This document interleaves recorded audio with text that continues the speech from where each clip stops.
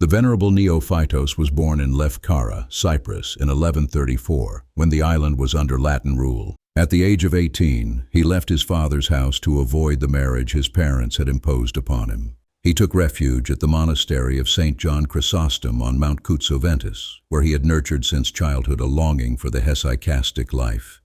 His parents discovered him and brought him back to the village for the wedding to take place.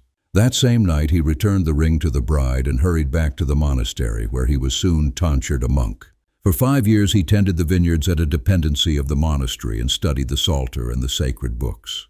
Without receiving a blessing to depart for a life of solitude, he traveled to the Holy Land hoping to find a suitable elder. But it was not God's will, and he returned to his monastery without fulfilling his desire.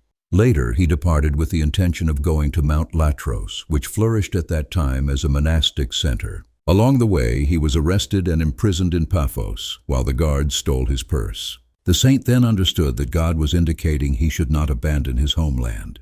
He began to wander the neighboring mountains and discovered a cave on a slope above a steep ravine. He was then 25 years old. For 1 year, he shaped the cave, dug his tomb nearby, and began his ascetic struggles. His reputation spread quickly, and many young men sought to become his disciples. He obeyed the command of the bishop of Paphos, was ordained a priest, and accepted 18 disciples. The young monks carved cells into the hillsides and built a church until the monastery was completed and named the Enklystra. Neophytos withdrew to a remote cave that he named New Sion. One day a rock suddenly broke loose, but by the grace of God it caught on his robe and held him suspended over the void.